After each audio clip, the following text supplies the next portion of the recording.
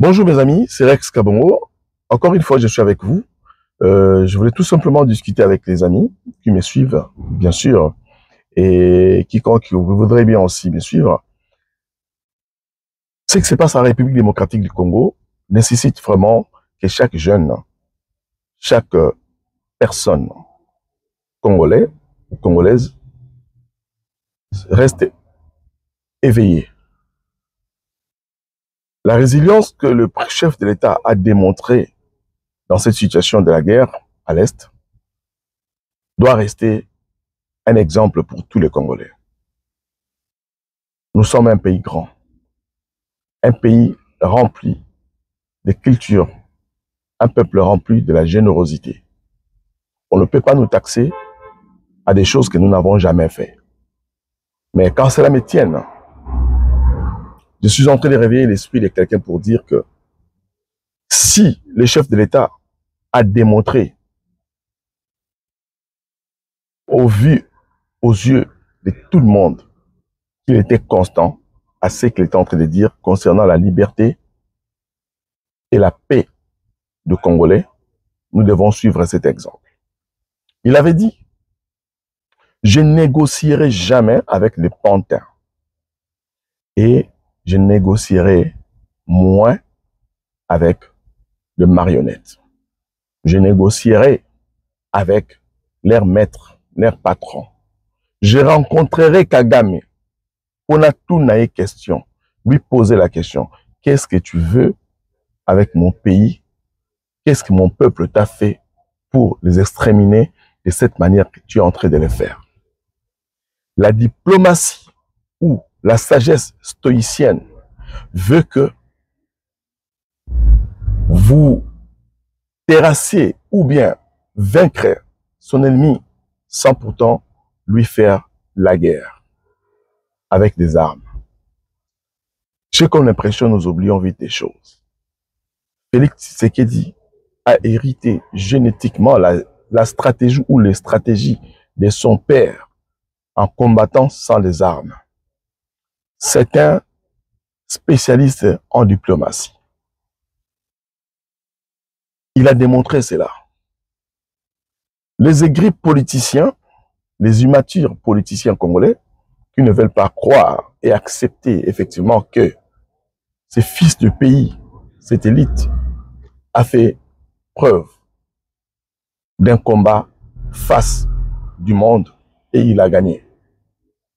Nous sommes occupés de nettoyer le sol de l'Est. Nous sommes occupés de déclarer cette guerre définitivement finie et on n'en parlera plus jamais. Pourquoi? Parce qu'il y a un homme qui est à la tête du pays qui a utilisé des stratégies stoïciennes que beaucoup de Congolais n'ont fait pas attention. Vous aimez beaucoup que les gens fassent des choses comme vous voulez que les gens fassent des choses. Ce que vous ne savez pas existe. Ce qui existe, si tu ne le sais pas, c'est que tu es ignorant. Kagame, il s'est mis à genoux devant Félix, politiquement. Ça, il faut l'admettre. Félix a démontré aux yeux de tout le monde, dans la communauté internationale, à l'Afrique, qu'il avait besoin de personne pour jouer sa carte dans la diplomatie et faire taire l'ennemi de la République. Félix, c'est un vrai démocrate. Maintenant, chacun a ses opinions. Vos opinions à vous déterminent qui vous êtes. Mes opinions, moi, déterminent qui je suis.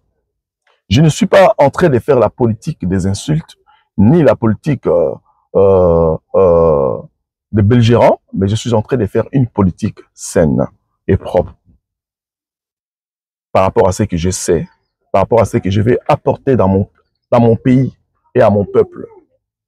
Du coup, ça me demande de soutenir le chef de l'État élu démocratiquement par les Congolais et qui est en train de nous démontrer la stratégie stoïcienne sur la diplomatie.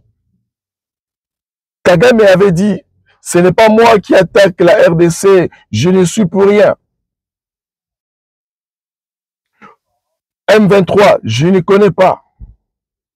FDLR, je ne connais pas.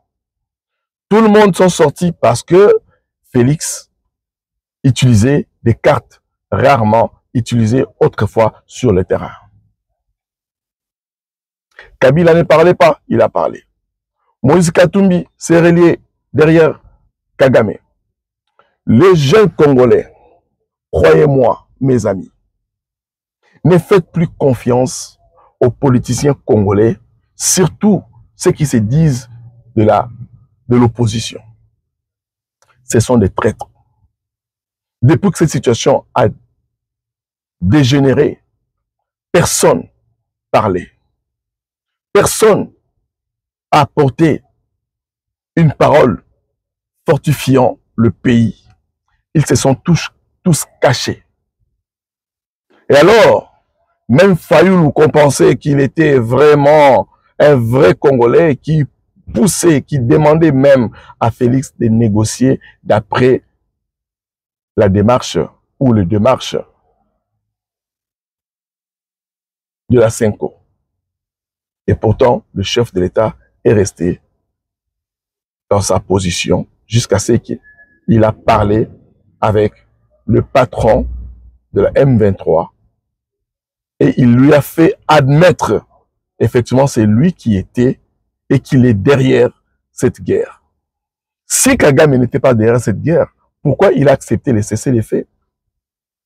Si Kagame, ce n'est pas lui vraiment qui était derrière le M23 et tous ces groupes armés qui tuent nos frères et nos sœurs à l'Est, pourquoi il a accepté de venir au nom de la paix? C'est Félix Tshisekedi qui a gagné. Il a mis à genoux à Paul Kagame. Il a décidé le lieu, l'endroit qui devait être médiateur et comment ça devait se passer. Aujourd'hui, vous, les aigris, vous devez comprendre que non, l'homme le plus fort de l'Afrique, désormais, c'est Félix Antoine Tshisekedi Tshilombo. Que tu le veuilles ou pas, c'est la vérité. Insultez-nous comme vous voulez. Traitez-nous comme vous voulez. Mais c'est la vérité. Moi, j'attire l'attention aux jeunes Congolais. Ceux qui vont faire la politique maintenant. Ne faites pas la politique des insultes. Faites la politique républicaine. Faites la politique saine. Soutenez ce que vous devez soutenir. Condamnez ce que vous devez condamner. Pour que vous soyez dans la vérité et dans l'honnêteté. Ne critiquez pas parce que vous n'aimez même pas la personne. Ce que Félix fait est clair. Cette guerre, elle est finie. Elle finira encore. Nous sommes occupés de nettoyer le sol et le terrain définitivement. Désormais, la communauté internationale a fait confiance à Félix, a retiré sa confiance au Rwandais et à Kagame. Et Kagame, sa place, c'est en prison. Kabila, sa place, c'est en prison. Katumbi, sa place, c'est en prison. Tous ces groupes de traîtres. Nanga, je vous assure, j'avais dit ça la semaine passée à Kinshasa. Nanga ne viendra pas. M23 ne viendra pas dans cette négociation. Parce qu'ils ont compris la stratégie que Félix avait mis en place. Cette stratégie a marché.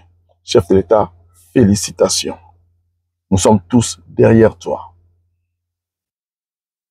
À ce qu'il s'agit de l'avenir de la RDC, mes jeunes, mes frères congolais, mes sœurs congolaises, toute personne peut faire des erreurs.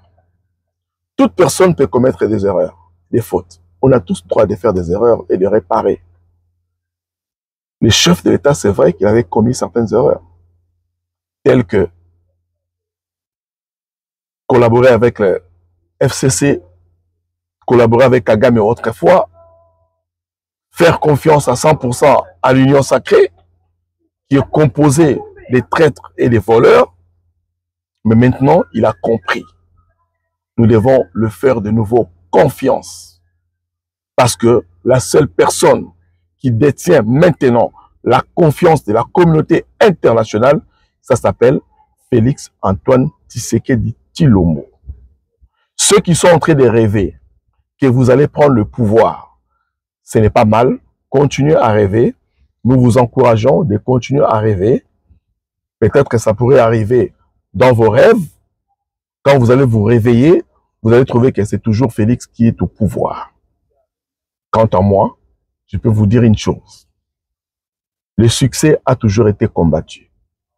L'homme qui porte le toile désigné par Dieu lui-même a toujours été combattu.